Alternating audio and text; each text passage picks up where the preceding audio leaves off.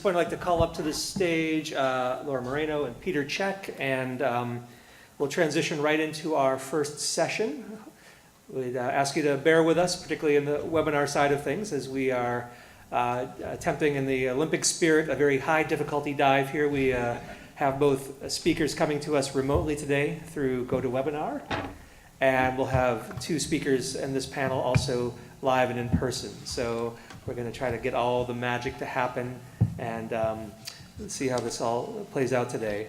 Our first session after the keynote, a great transition, is to start thinking about consumers and measuring what consumers do and changing those behaviors. And we have a fantastic panel of individuals here participating today. Our first speaker today, I'll go ahead and introduce all four speakers and then yield the floor to our first electronic speaker, is Dr. Viki Sonntag. She's the lead researcher for Food Too Good to Waste, an EPA community-based social marketing project to develop and test sustainable consumption strategies aimed at reducing household food waste. And Dr. Golan spoke of this program earlier. Most recently, she has been doing research on the institutional barriers to implementing sustainable consumption programs around wasted food. After that, we'll be joined electronically by Ashley Zanolli, a national expert on consumer food waste prevention. Ashley is currently leading the development of a statewide strategy and an unprecedented measurement study in Oregon to prevent the wasting of food and to engage stakeholders. Prior to her current assignment at the Oregon Department of Environmental Quality, Ashley co-led the West Coast Climate and Materials Management Forum, which is convened by EPA Regions 9 and 10, and that's been going on for the past 5 years. Through the forum, she led the development, implementation, and evaluation of Food Too Good to Waste, the toolkit, which is now online and available, which we'll hear more about in this session. And this has helped families and individuals reduce preventable wasted food by more than 50% in those initial trials. Then we'll turn it over to our live participants here that we're delighted to have here joining us in Columbus. Laura Moreno, first here, is a PhD student at UC Berkeley's Energy and Resources Group, and she's studying household-level food waste prevention. Even though she's just a graduate student, she is an emerging expert in this field, and I learn greatly from her every time I interact. Laura is the project manager and lead researcher for a Natural Resources Defense Council project to measure how much and what types of food are wasted, as well as explore food waste-related behaviors in 3 cities, Nashville, Denver, and the Big Apple, New York City. Prior to graduate school, Laura worked as the U.S. EPA's Pacific Southwest region for over 4 years as the regional organics lead, with a focus on wasted food. And then finally, Peter Cech will be joining us here live as well, all the way from Vancouver. Peter has been a public relations practitioner for almost 25 years, and for the past 8 years, he has worked on waste reduction campaigns, including leading the development of Love Food, Hate Waste Canada. This comes to us from England, and he'll speak to that. Other projects include online resource to improve recycling in multifamily complexes, as well as an app to help people donate or recycle just about anything in Metro Vancouver. Collaborations he initiated with post-secondary institutions led to a best practice in recycling signs, as well as new bin design for streetscape recycling.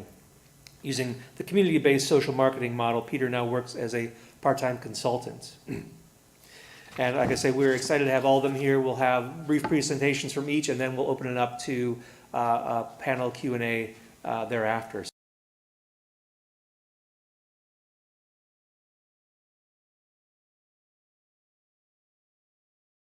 So to reintroduce myself, my name is Laura Moreno, and I'm a PhD student at UC Berkeley. And I'm really excited today to give you sort of a peek into the research I've done, and sort of also, I'll probably get on my soapbox a little bit and talk about my view on food waste, and particularly relating to consumer behavior. So with that, turn it over to my presentation.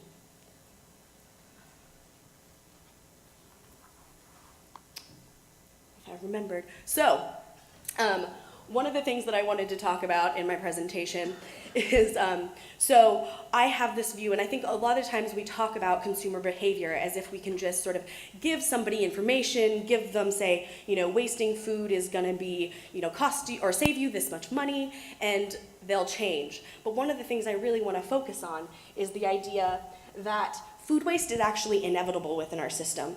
It's often when I worked at EPA, I would think, oh, people who waste food are socially deviant. Why would they waste it? Look how many resources went into it. Look how much it costs. Why would anybody waste it?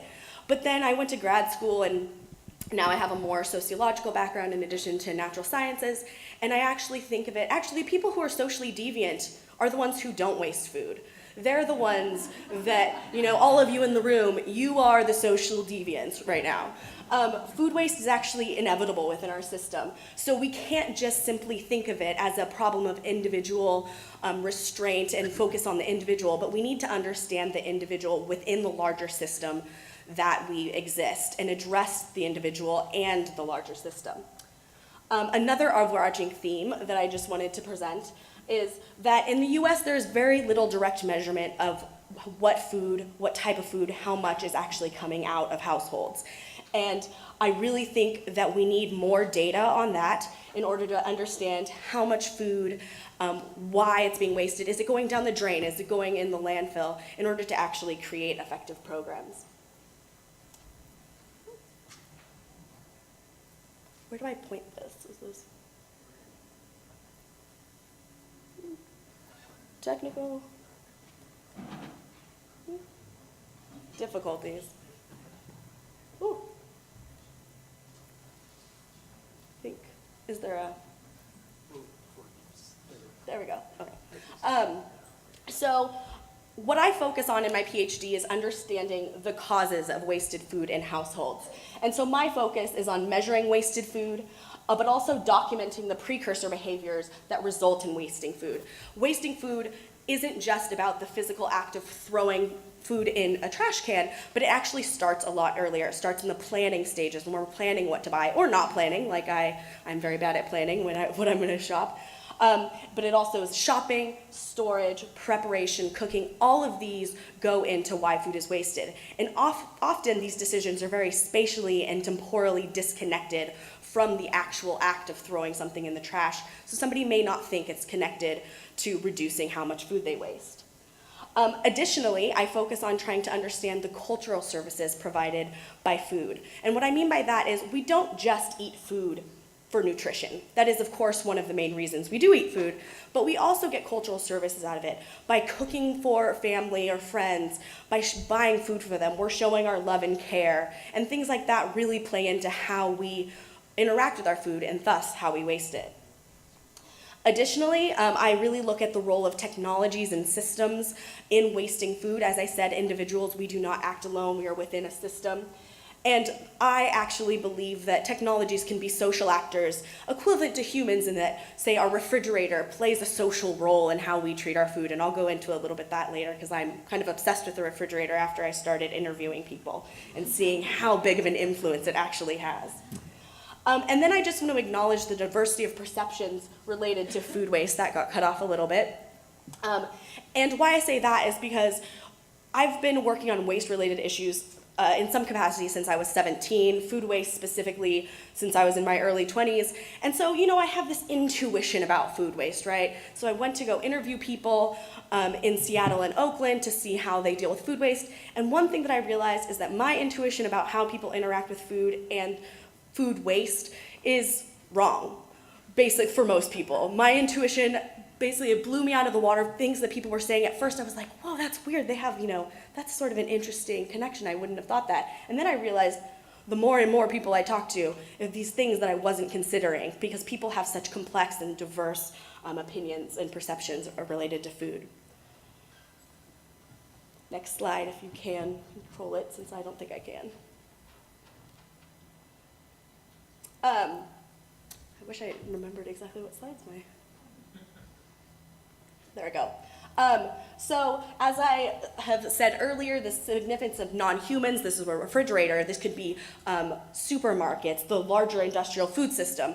All of these play significant roles. And sort of in the diagram that I have here, I show, look at, there's people throwing away food in their household, but it's influenced by our social and cultural influences, technology and science, and our larger political and economic system. I already went into the complexity and diversity of behaviors, so I'll go into a little bit about proximal versus distal causes. And what I mean by this is often in a lot of food waste research and programs, we focus on sort of these proximal causes. People are wasting food because they're purchasing too much. And so we're saying, okay, but I want to know why we're purchasing too much. So for instance, one of the things that people have been doing is saying, here's a pre-printed shopping list, it'll help you plan better, and then you won't over-purchase. But in my interviews, I've found that for a lot of people, planning isn't the reason why they're over-purchasing. One woman that I interviewed was making 3 meals a night, one for her 2 children, one for herself, and one for her husband. So she was actually planned over-purchasing, and it ended up in a lot of food waste in her house. Another woman that I interviewed called it shopping for Armageddon. She shopped to fill her refrigerator. It wasn't for the food that she ate. If there was a space in her refrigerator, she needed to fill it. And I think things like this are more common than we necessarily think. And for them, a shopping list isn't necessarily going to do the trick. So we really need to delve a little deeper to try to understand why people are over-purchasing, why people are throwing away food. So, I'm going to talk about this actually in more detail in a later session, but my past and current research includes household level interviews that I'll give a couple of details about, a literature review and interviews on household food waste and measurement, and then now as a project manager with the NRDC, we're working in New York City, Denver, and Nashville to do pretty in-depth residential measurement, having people track how much they waste, and also trying to get at behaviors that they are undertaking. So I'm just going to give a couple examples before I sign off. These are from my interviews, and I think are just sort of good examples of sort of why we need to be thinking more complex about behavior than just sort of going with our intuition. So when I interviewed people, I was very surprised to find that people sort of fit into 2 different groups. The people who preferred perfect-looking food and the people who preferred sort of, I'll call natural-looking food, or sort of maybe the ugly food or whatever. And they tend to fit in those 2 groups, and this is when talking about whether they're shopping at a supermarket. And so, perfect-looking food, that symmetrical, radiant color, the shiny red apple, that sort of thing. Or the natural-looking food is more the, there's dirt on it. You can tell it came from the ground. It's not asymmetrical, or it is asymmetrical. It was natural. And when I really delved into why each of these groups of people preferred those types of fruits and vegetables, it was a proxy for taste, safety, and health. So no matter which group they were in, they were like, oh, the perfect-looking fruits and vegetables taste better, or the natural-looking fruits and vegetables taste better, or it was safer. I had one woman actually ask me, and she was in the perfect-looking group, if it was safe to eat those carrots with the little dangly things on the bottom. And, they're the roots, they're part of the carrot. And so, of course, to some of us, that seems really silly, but to her, that was like a serious safety question, and she didn't want to feed those to her family if it was a possible safety risk. And so, as we're considering these programs, these ugly fruits and vegetable programs, I just want to sort of be cautiously optimistic about it, because the reality is if we're providing ugly fruits and vegetables for a reduced cost, we're furthering this false dichotomy between ugly and perfect-looking food. So we're actually telling the people that prefer the perfect-looking food, yeah, it is of lower quality, look, it's a discount. And I also think that is an equity issue, and we need to bring equity into the conversation as well. Through my interviews, some of the lower-income families mentioned, like, I've been eating ugly fruits and vegetables for years. Does this mean that mine's going to be more expensive? Because that's all I get in my local supermarket. And so things like that we really need to consider in our food waste programs. And just the second example I'm going to give, and my last one, because I'm obsessed with refrigerators now, is the role of the refrigerator as a social actor in our household, as another member of our family, basically.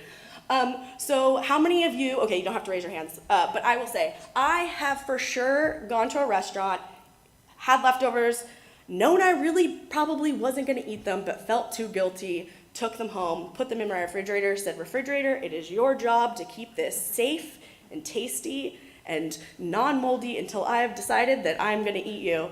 And then a week later, I open it up and, oh, bummer, there's mold all over it. I intended to eat it. That's like my intentions. So basically, the refrigerator is offering me sort of a guilt alleviation mechanism. And it's totally true. I shifted the responsibility from me to the refrigerator, and the refrigerator plays a lot of other roles as well that I think are really fascinating. In fact, people who I asked, you take a dozen eggs, you bring it home from the grocery store, you drop it on the ground by accident before it gets to the refrigerator, like how horrible do you feel?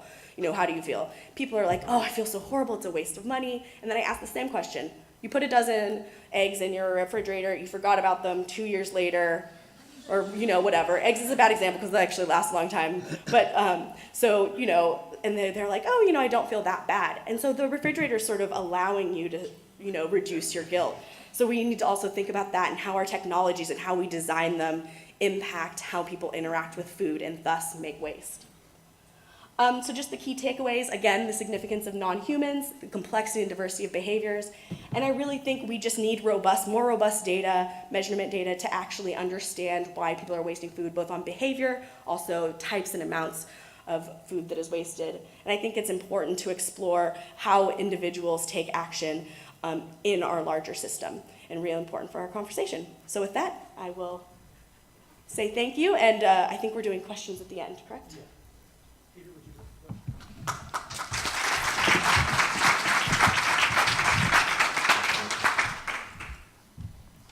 How do you follow that?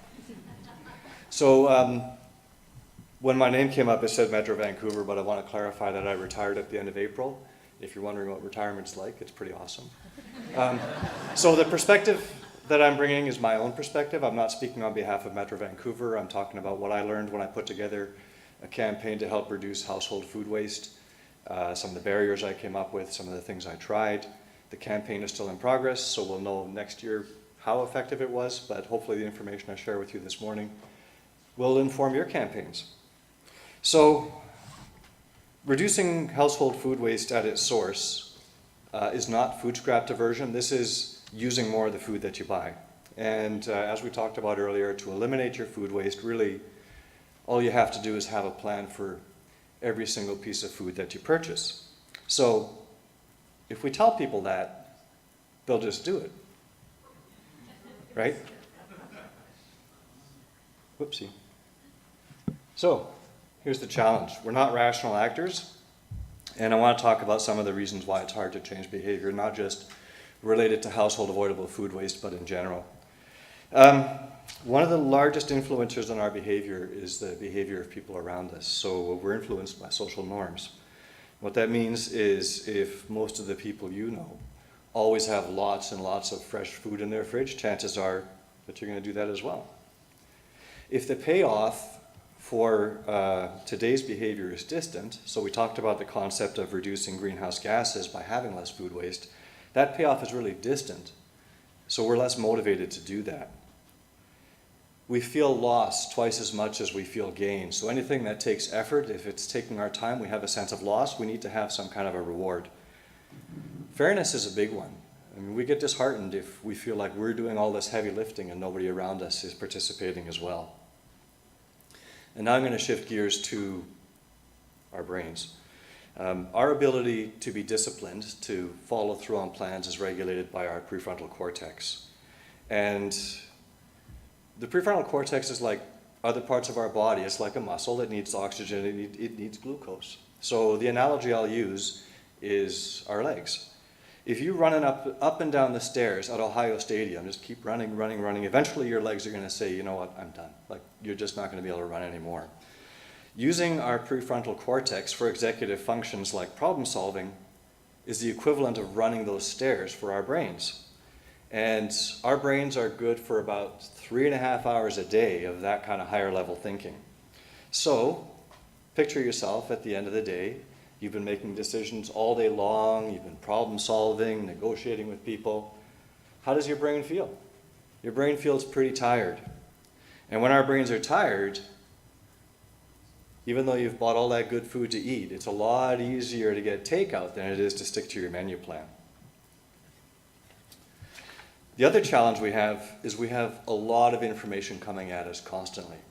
We have more information coming at us in a single day than our ancestors did in their entire lifetime. So to deal with that torrent of information, our brains have developed attentional filters. And when we follow routines, we're often on autopilot because these filters are trying to give our brains a rest. And what this means is that most people are oblivious to the food that they're wasting in their kitchens. This turned out to be my biggest challenge when I was putting together my communications campaign and once I implemented the campaign. People get that food is being wasted, but here's the thing. They think everybody else is doing it, but not them. So what's that about? I can offer a couple of reasons. One is that avoidable food waste occurs in very small amounts at any given time. And two, unless we change how we handle food from the point of how we purchase it, planning to buy our food, how we prepare our food in the kitchen, and just being aware of it, there's really nothing for our brains to notice. So, yes, changing behavior is really hard, but it is possible. Professor Mike von Massaw at the University of Guelph put it best, in my opinion. He said that people who are aware of their waste will have less of it. So that's our challenge, is making people aware of that avoidable food waste, that it is occurring in their homes. So that's why introducing food scrap collection in your community creates an opportunity. This is where you've now given people a way to separate their food from their garbage. So when you think about it, diverting food scraps from your garbage is really no different than diverting your recyclables from your garbage. All you're doing is taking something and putting it in this container instead of this one. So we learn by building on the things we already know. And this is a really important point. So when we're confronted with a new situation, the first thing our brains do is they go inside and they look for what we already know to apply to the situation that we're dealing with. So rather than making food scrap diversion a new behavior that people have to learn, I would link it to what people already know, how to recycle at home. Once your food scrap collection infrastructure is in place, a lot of people will notice all of a sudden how much of their garbage was food. And there'll be a subset of that group that'll go, holy cow, I could have eaten that. That's your opportunity to introduce a behavioral change campaign to reduce household food waste at its source. So for these types of campaigns, I recommend the community-based social marketing model. My starting point typically when I do any kind of a campaign is I look at what other people are doing and I look for evidence that their campaign worked. And actually one of the things I like the most about working in the public sector is that I'm not competing with other governments. I can pick up the phone and ask for advice. Like, people will give it to you. All you have to do, literally all you have to do, is ask for help.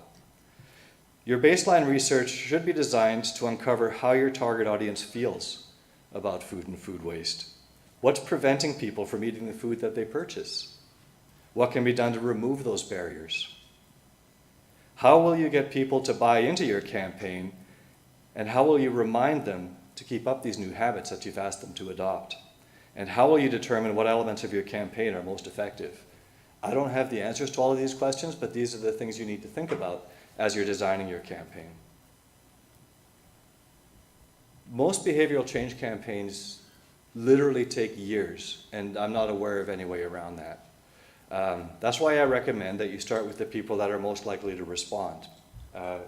Always start with the early majority. Others will eventually follow. Well, maybe not the laggards, but the late majority will. So remember, subconsciously we're constantly scanning the behavior of the people that are around us.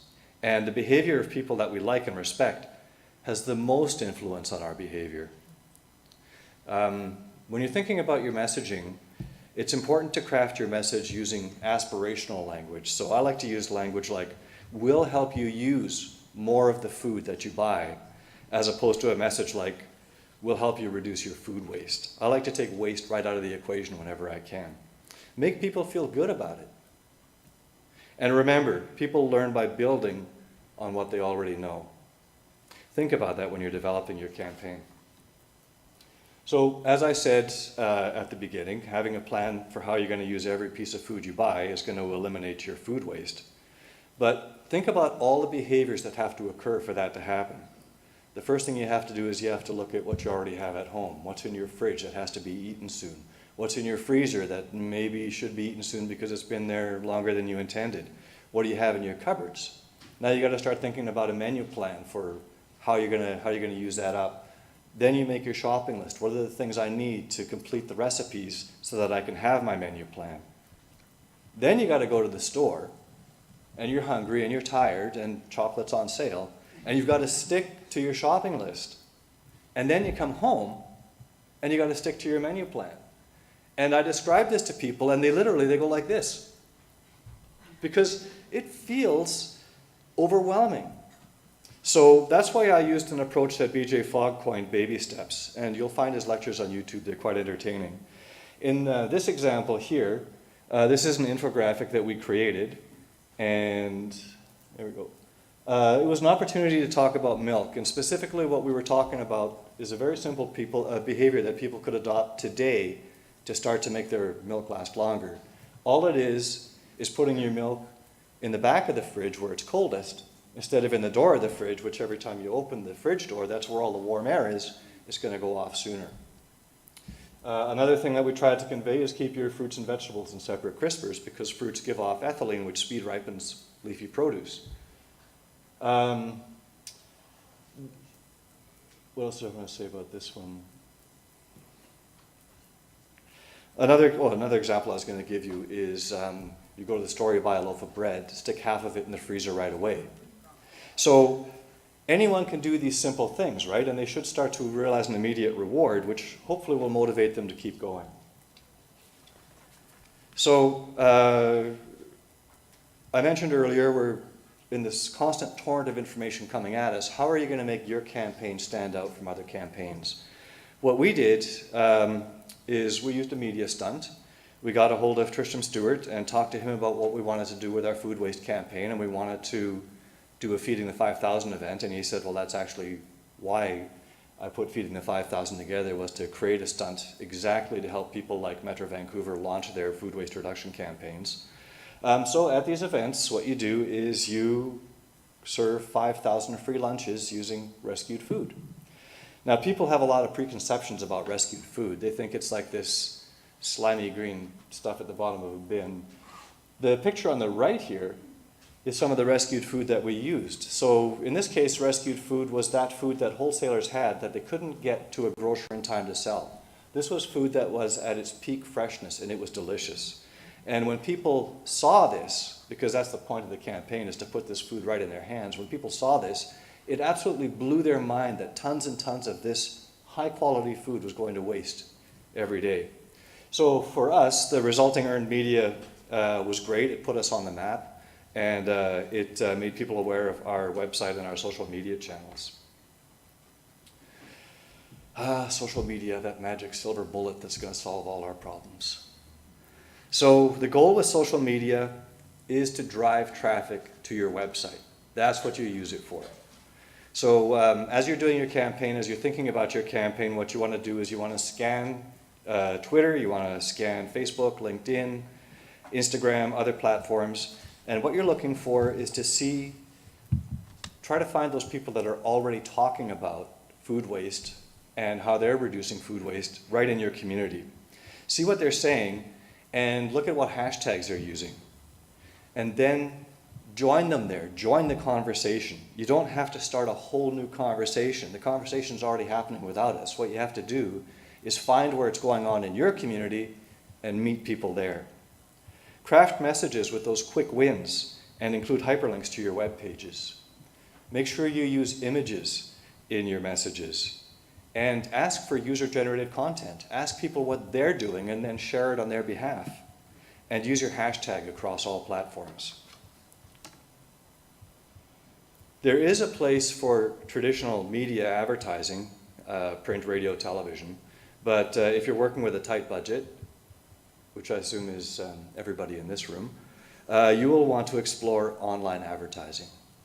Online advertising can be very, very targeted. You can be hitting people in your community when they're doing searches related to food. And with food already on their minds, they'll be more receptive to your messaging. You also want trusted information sources to share your message for you.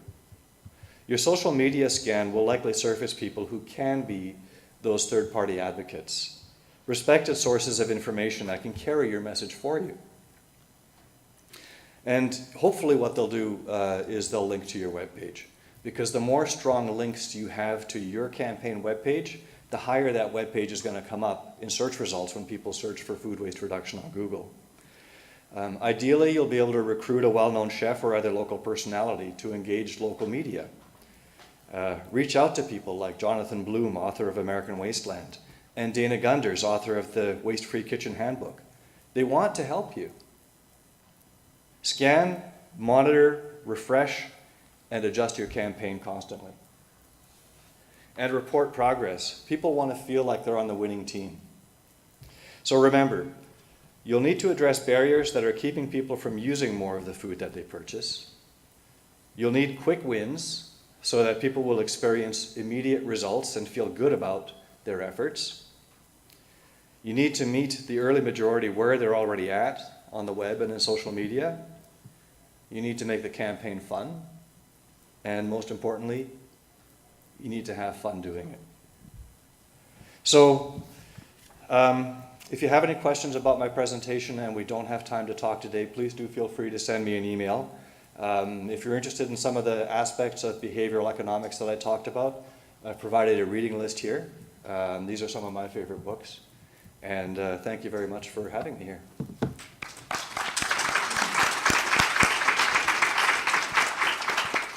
We're going to take a few quick questions for our first two folks. So we get our webinar folks. I think we've got the glitches figured out here. So if you do have questions, please raise your hand. I know we've got at least one email question from fic@osu.edu. That's for Laura.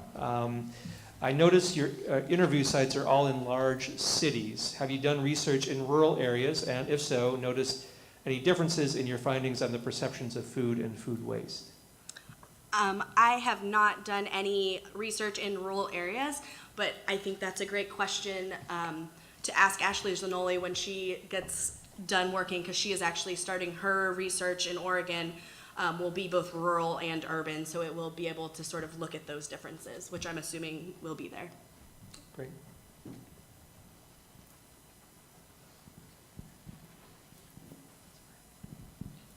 Laura, you're not alone about your infatuation with the refrigerator. Just wanted to let you know you're good company.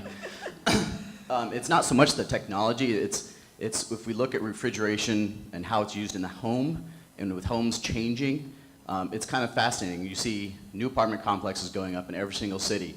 And what size refrigerators are they putting in those where there's only 2 people going to be living in there? The same ones you're putting in homes that have 4 and 6 people living in them.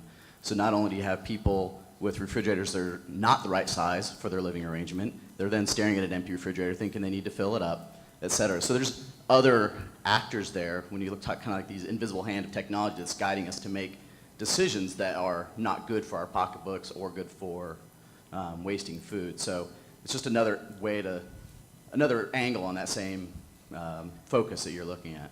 Yeah, and I'll add on to that. So I recently, my kitchen was recently remodeled, and I wanted to purchase a smaller than normal refrigerator, and it cost me more money to get a smaller than normal refrigerator, which is frustrating because it's less material. And I also, in addition to refrigeration in the homes, refrigeration in general has just changed our relationship with food, right? We no longer have to eat food, or we can eat food from any season because we can get it from any part of the country. It can be trucked around the world, basically. And so refrigeration has just, I think, drastically changed how we interact with food, and thus how we waste it. And even though refrigeration is theoretically a refrigerator is a food preservation device, it may not have the sort of end result of reducing food waste. And I think that needs to be considered, especially in developing countries where some of the recommendations for reducing food waste in those countries is to get more refrigeration along the supply chain and in consumer households, and we need to understand what the actual implications of that would be in terms of energy use and food waste.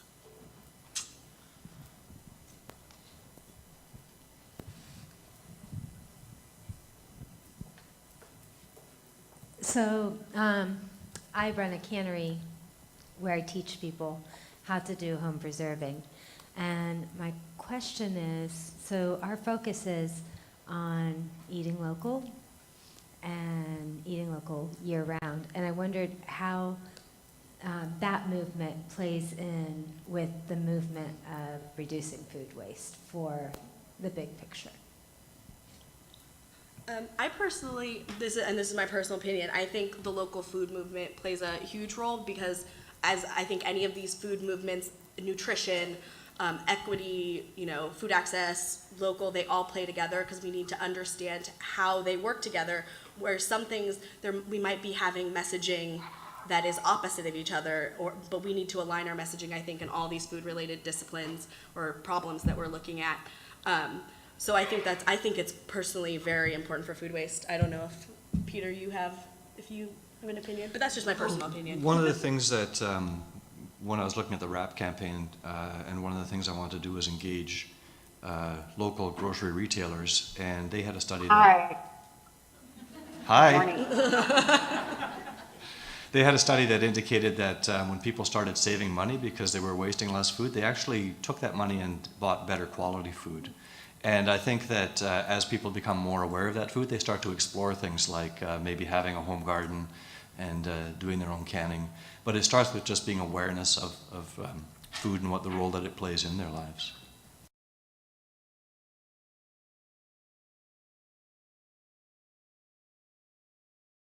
So for these past 5 years, I've been engaged in a creative collaboration with many others, including the EPA, state and local governments, and communities across the country in designing and testing the behavior change program, Food Too Good to Waste.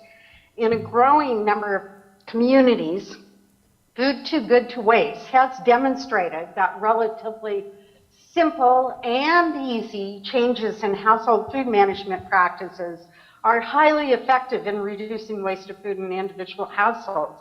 In many cases, campaigns resulted in reductions of 50% or more in preventable waste, which is roughly equivalent to a 20% reduction in total food waste.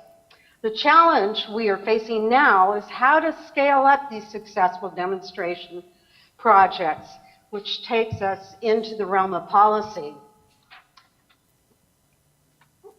The need for radical or system change is how we make use of our resources, including food, is becoming ever more apparent. Most of you are already familiar with the litany of environmental and socioeconomic impacts associated with wasted food: dwindling resources, climate disruption, disappearing farmland, global food insecurity. What is new is that we are starting to put numbers to the magnitude of these impacts. For example, by one estimate, food waste accounts for more than 1/4 of total freshwater use in the United States, while throwing away one apple is like flushing the toilet 7 times. Growing evidence of the impacts of food production and consumption have brought about a renewed focus on prevention solutions to wasted food. But I also think it's important to note the limits of the current waste management system with its focus on efficient disposal and selective collection and recycling. So despite the growth in recycling and composting, overall waste generations have continued to grow, and in many places, diversion rates have stagnated. The challenge I believe we are facing now is how to go beyond optimizing the current system with its focus on end-of-life materials solutions. Even if we are able to achieve diversion goals of 75% or greater, and food figures greatly in that goal as it is the largest component of municipal solid waste streams, we still have the upstream impacts of wasting food to account for. Consider this: avoiding the agricultural inputs and transportation of food through prevention or food donation reduces GHG emissions 2 to 10 times more than does composting or anaerobic digestion. Still, we can make the case for prevention, develop a vision, but that doesn't necessarily get us where we want to go. One reason is path dependence. A path denotes the trade-offs we made relative to the available opportunities for advance. Path dependence describes a tendency of a system to develop in the direction of past successes. We keep doing what we know how to do, making incremental improvements. The end result is system optimization. I want to focus the remainder of my observations on the question of how do we make that transition from a waste management to a materials management trajectory?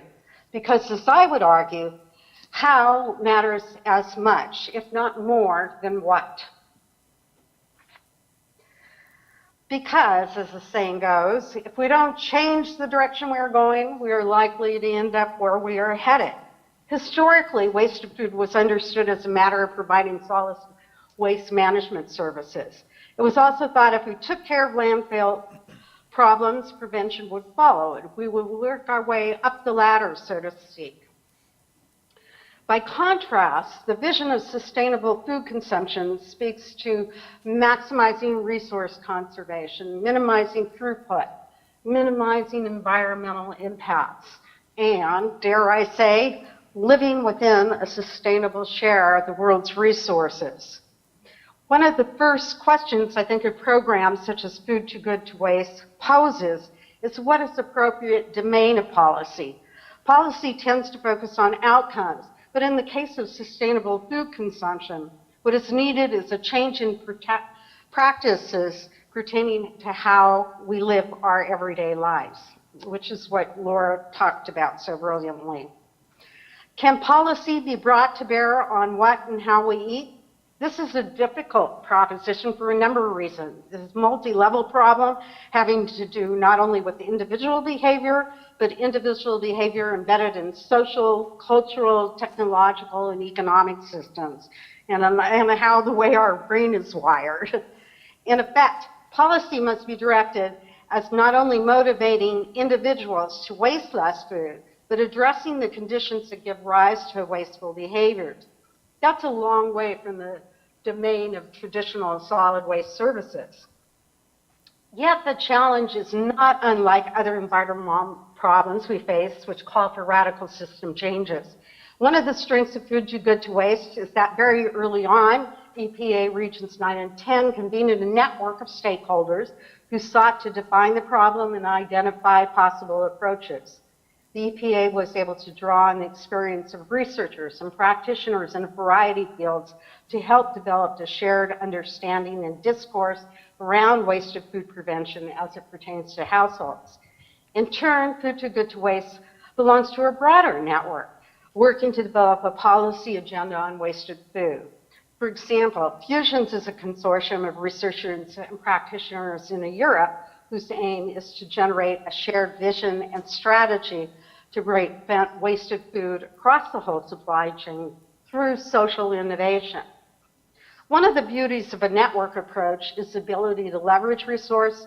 In particular, a diverse network leads to new ways of doing things. One way of doing things, new way of doing things, in designing the waste campaigns was to apply insights from behavior change theory and applied research.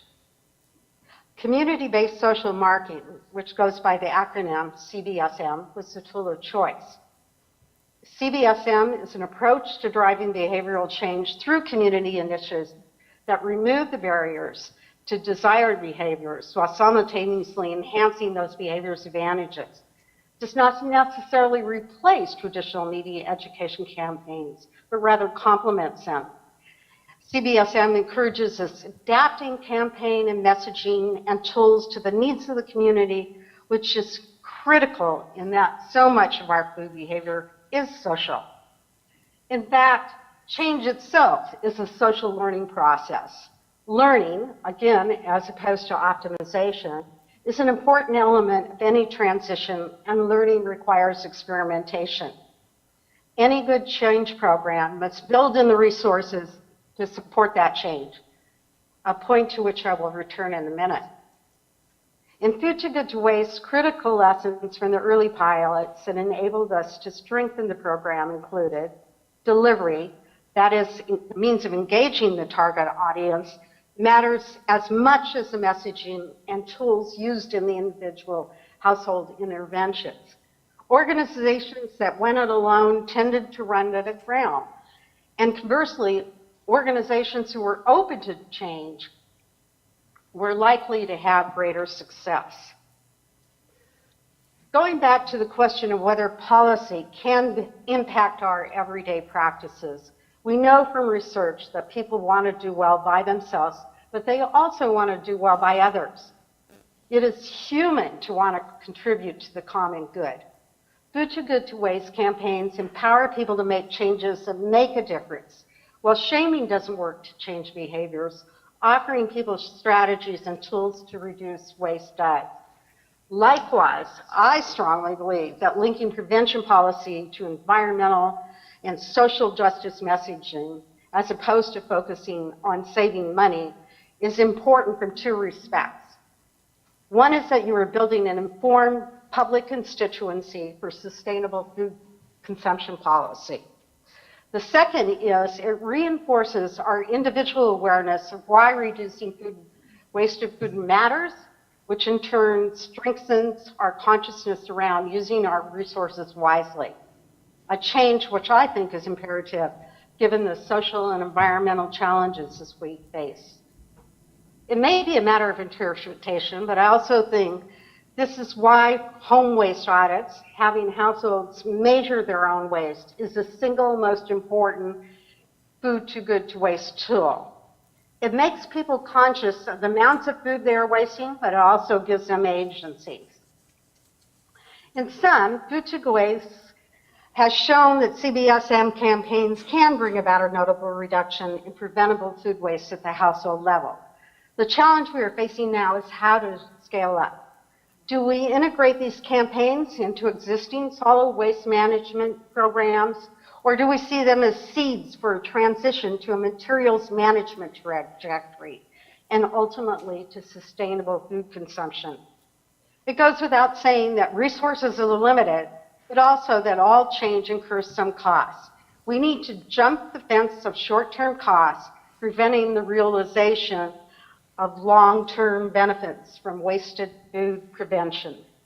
This will take investing in Food Too Good to Waste and other sustainable food consumption experiments, such as Meatless Mondays, food sharing. Competition for resources is always tough, but we need, at the very least, to provide protected niches for policy and program experimentation to foster system change and not to judge them by our current system's goals.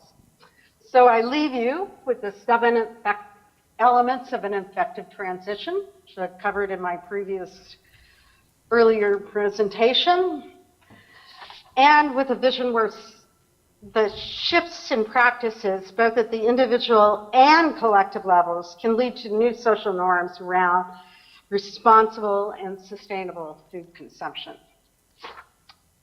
Thanks so much.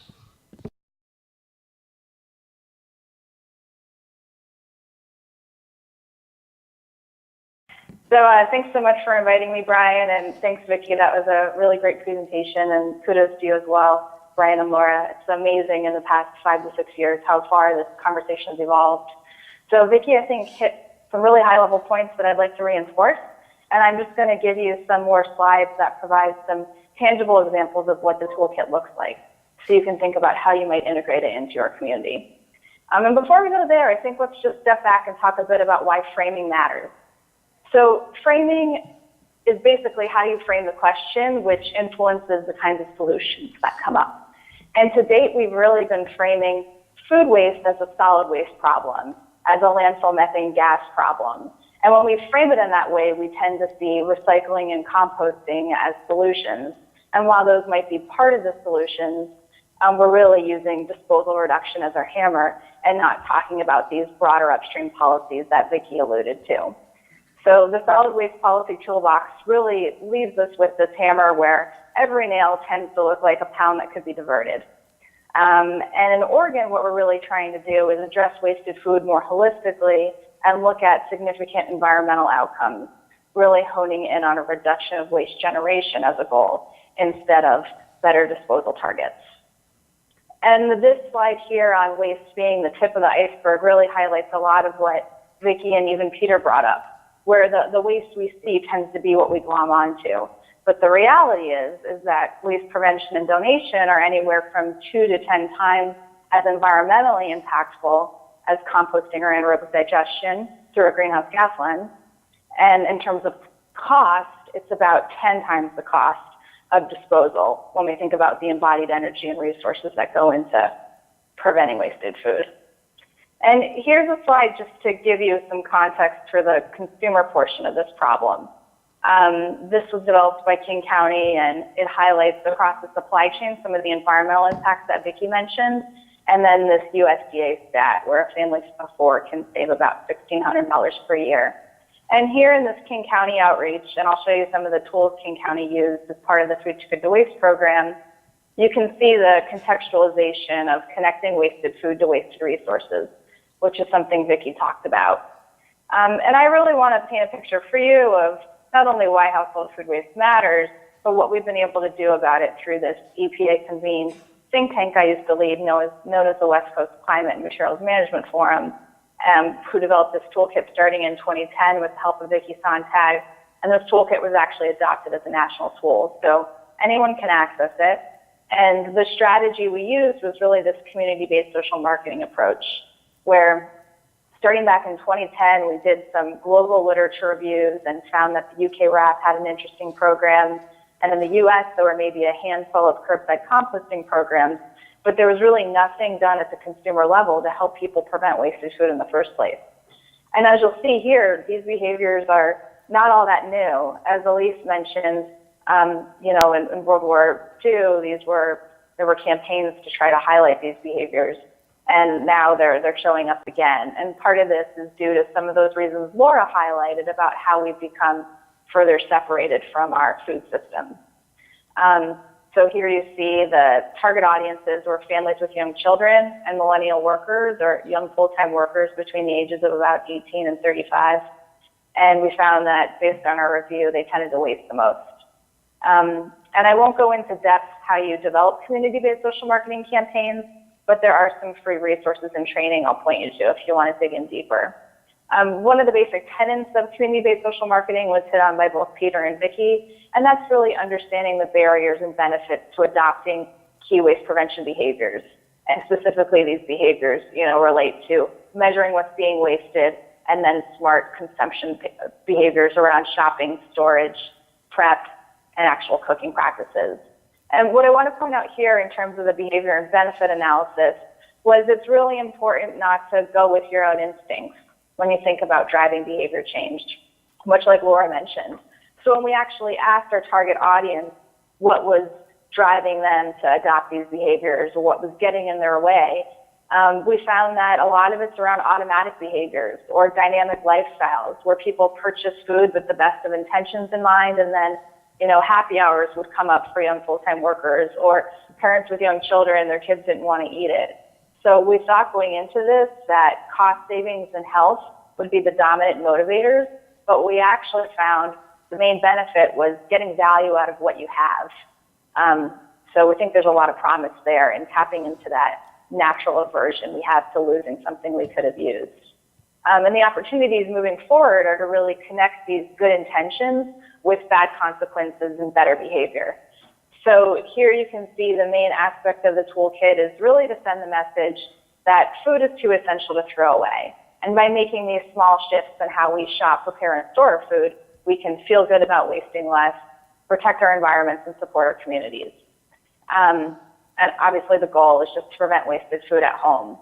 And we did this through really leveraging these community-based social marketing methods, which include engaging at a community level, using social prompts, and really driving social norms through community values and these trusted sources. We really focused to contextualize each of the behaviors to overcome some of the barriers I mentioned, and we collected evidence along the way. So as a government program, we could evaluate the impacts and the cost effectiveness so that this program done as a pilot could ideally scale up across the US. And here you see a photo of my former director at a farmer's market that King County put on in the city of Seattle, where she's a small commitment there. I won't spend any time on these slides, but you can get a sense of some of the tools. So measuring what matters, simple storage guides to help prompt people before they put away items from the grocery store or farmer's market about what's best kept inside or outside of the fridge. For years, I used to store herbs in ways where they go bad frequently, but now I store them like flowers, and they tend to last a lot longer.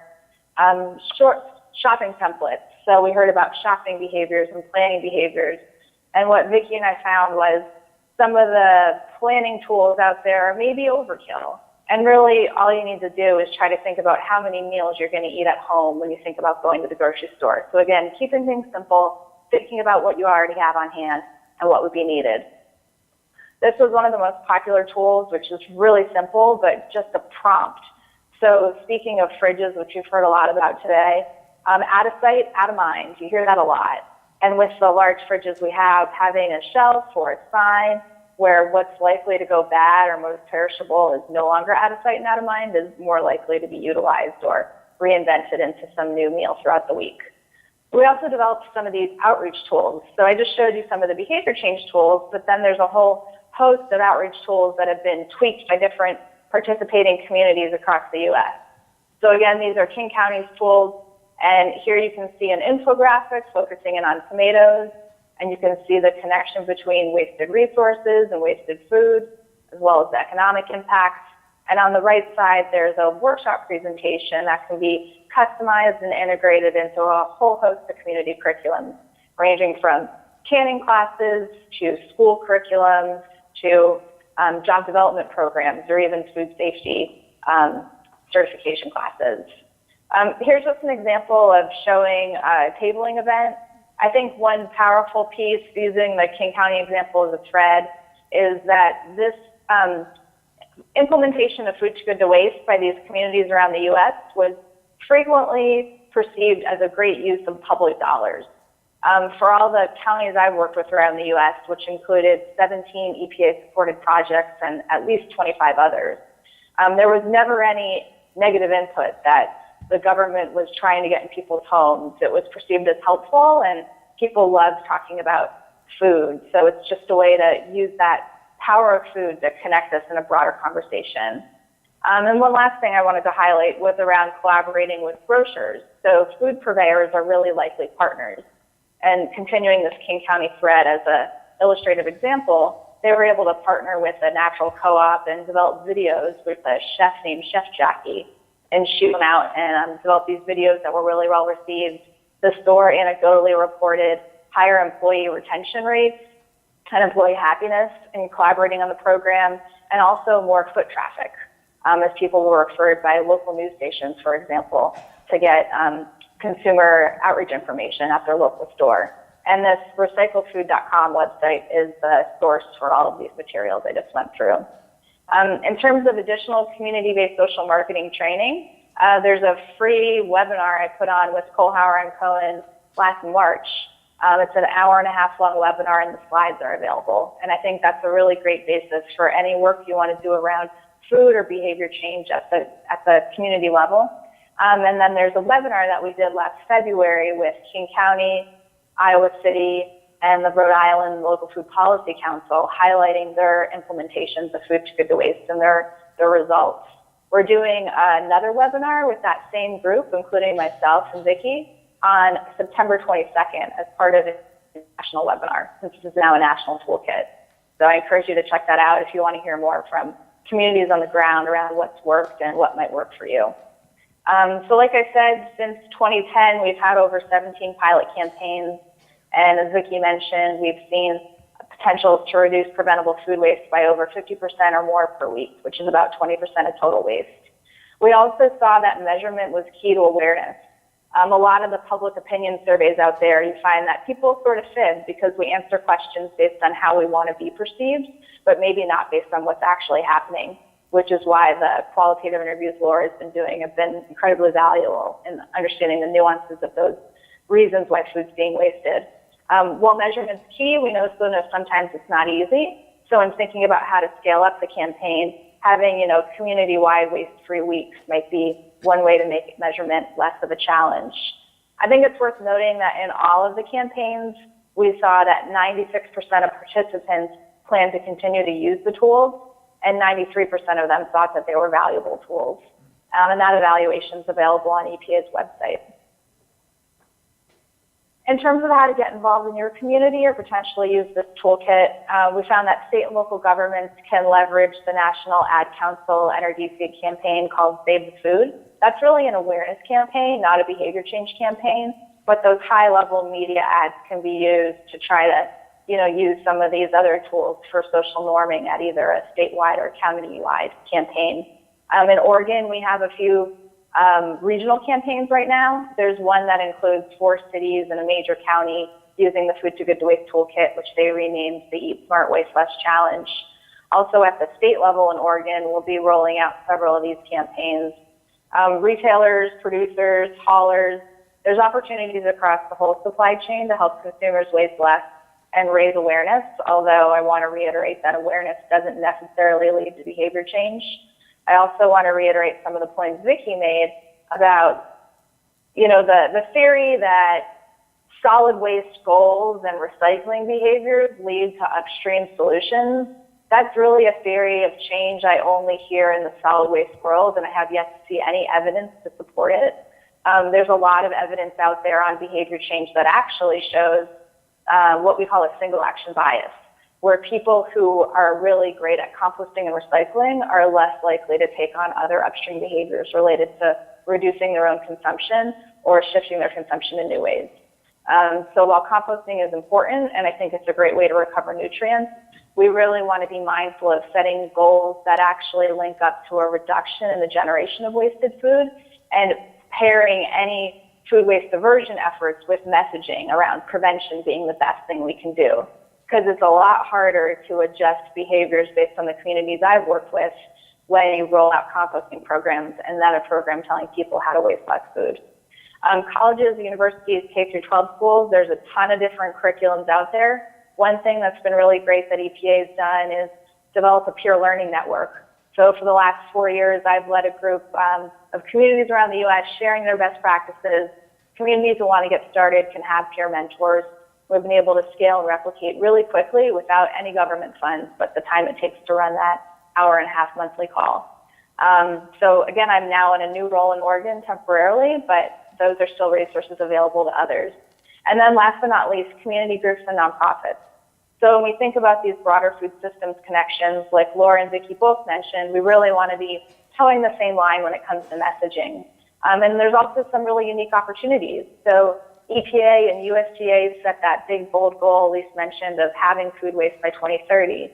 And where EPA sees wasted resources, USDA sees wasted nutrients. And while that's at the federal level, that also trickles down into all of our local government contexts, where at the local level we can better partner with food rescue organizations or hunger relief organizations, as well as public health, since we really all have a role to play. And I guess last but not least, there's the website where you can access all of the tools. This is now a national toolkit. And in Oregon, I'm working on a couple of projects that I can keep you all posted about through Brian, perhaps. One project is a statewide strategy to prevent wasted food. So how do we actually transition from a solid waste program to a materials management program and set goals that drive that transition versus limit and compete with that transition? And that will be coming out in late September. And then the other big project I'm working on is a statewide measurement project.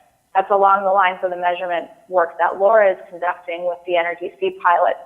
This will be a statewide baseline, and we'll really be able to understand what food's being wasted, why is it being wasted, and that why includes the social, economic, and structural whys. So we hope to be able to share that with folks mid-2017, and as part of the report, we'll have some protocols and methodologies that can be used by any city, state, county, or national government. So with that, I thank you for your time, and I thank the other panelists for all the work they're doing. Let's give Ashley a round of applause. We have a wealth of expertise between our two folks. Viki on the left, we've got your pictures up now, folks. Viki on the left and Ashley on the right. And Ashley, it's so good to know that you're standing by the flag so early in the morning out on the West Coast. We really appreciate that. And, You're welcome. we'd like to entertain questions for any of our panelists at this point, and Danny, you can come around with the microphone. Hello, Ashley. Why do you think people who are heavy composters are poor to fare regarding food reduction? Can you repeat the question? How do you think heavy composters are? I missed the second part. Why do you think people who are heavy into composting may not be great at food reduction overall? Oh, that's a good question. So what we found with some limited research and talking to folks who fall into this trap, basically they've been told that if they're composting, they're not wasting food. So there's a lot of confusion around food reduction where they think composting is as valuable as preventing that wasted food going from waste in the first place. So let's use a bag of apples, for example. If I come at that from a food waste prevention perspective, I'd want to turn that into a cobbler or bring it to work and share it with my coworkers. And I know that's a more environmentally and socially preferable behavior than composting that bag of apples. Ideally, I'd love to compost the core and the seeds, even though that's potentially edible. If I think composting is on par with food waste prevention, then composting that bag of apples is no big deal because I'm not wasting it. So I think that's just an illustrative example of how this tends to play out. And again, the point is not that we shouldn't be composting. The point is that composting is a great solution for food that can no longer be eaten because it's inedible. Other panelists have thoughts on that? So I can add on to what Ashley was saying. So anecdotally, in my interviews, I have some quotes of people referring to compost as like fuzzy and like, those really great words. And people who are like, oh yeah, I went to the store, there were 3 zucchinis packaged together. I knew I only needed 1, but I knew I could compost the other 2, so it wasn't a big deal. And so things like that, I don't have, quantitative research on it, but there were many comments from the people I interviewed sort of to that extent of composting alleviating, just like the refrigerator, alleviating a lot of guilt around wasting food. Great. Other questions? And Brian, I have one piece to add to that, and that's something I didn't discuss, but at the local government level, EPA should be publishing a policy paper at the end of this month where I interviewed about 15 different state and local governments that have been touted as leaders in prevention. And what I found was that none of their policies really supported that work. There are always 1 or 2 change agents who got buy-in from their manager to build a coalition to use downstream policies like landfill bans as a way to move upstream by leveraging the hierarchy, for example, the waste recovery hierarchy. And there isn't a lot of space for prevention work when all of the attention is focused on operationalizing these really resource-intensive programs. And measuring the success of a composting program is very different than measuring success of preventing wasted food. So that's something we're really committed to in Oregon. I know it's not easy and it hasn't been done before, and we've been in the same boat at the state of Oregon where we've been mostly focused on composting. But as we learn to shift forward towards the materials management realm and see what's possible, I look forward to sharing those solutions and policies so that we can all move forward faster together rather than continuing to, optimize an end-of-life model that's only part of the bigger picture. I'm going to ask one question from the internet here. We got from the FIC@osu.edu before we go back to our live questions here. Would love to hear what panelists think of the growing segment of meal kits, Blue Apron, etc., which eliminate shopping and planning, pre-measure ingredients to avoid consumer waste, etc. So any quick thoughts about this new niche market that's expanding? Eat your leftovers. Yeah, I think one of the things is that I see with those, and this is all from hearing about it because I have never actually used one of those services, but my mother did and told me about it, is we don't want to reduce food waste just to increase packaging waste. And so I think that's something we really need to consider for anything we're doing, are these trade-offs. Because a lot of the things, even the amount of salt is coming, individually packaged. And yes, there's theoretically, you could reuse some of these packages, but if you're eating those multiple times a week, you're gonna have way more packaging than you can reuse or even give away to all your friends. So I think just thinking holistically, the point isn't to reduce food waste while increasing other environmental and social ills. We want to think of it more holistically. Ashley or Viki? Any thoughts on that? I have one comment. The American Chemistry Council is about to do some ethnographic interviews on packaging. And while I think it's really important to be mindful of the point Laura just made, I also think it's really important to recognize the relative impact of packaging compared to wasted food. So for example, if you think about a pound of beef, about 1% of the greenhouse gas impacts on a life cycle basis are from packaging and landfill methane emissions. We tend to think it's a lot more of the piece. So while we don't want to increase packaging, we also want to be mindful of the relative impact of packaging compared to wasted food. Good points. Other live questions here? I saw some hands. Yeah. If I could add Yeah, it. go ahead, Viki. It might be also to consider the opportunities that are in packaging right now, because one of the runaway market successes on Amazon right now are the new Rubbermaid containers that capture the ethylene gas that's coming off of produce. So preserving and keeping that food fresh longer is something that's a market need, and it's out there, and people are snapping these things up. So, the challenge, I think, is to see what are the opportunities in the context of what are the real goals that we're trying to reach.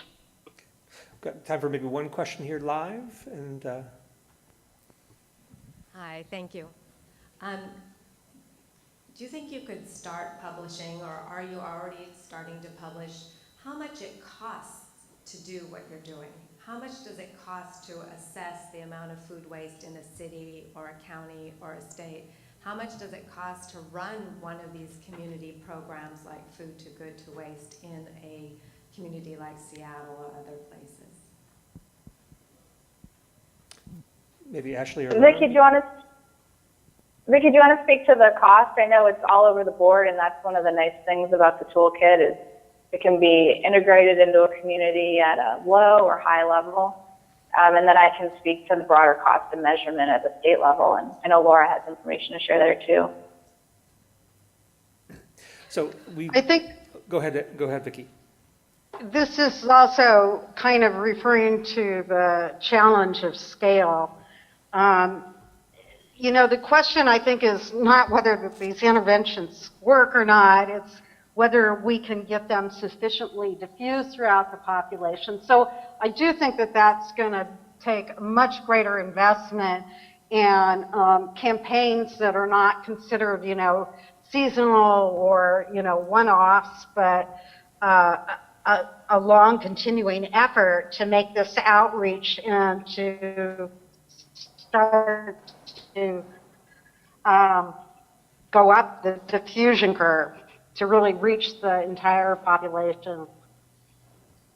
Great. So sorry to have to cut off questions here, but we do have most of our panelists here on site, so hopefully we can talk. We are heading into about a 10-minute break. In about 8 minutes, we're going to hopefully start playing the Ad Council's great video about the extraordinary life and times of the strawberry to bring you back in for the start of our session that starts at 10 after 11. We'd like to thank all of our panelists, particularly those getting up so early on the West Coast, for being with us today. Let's give them a round of applause as we break.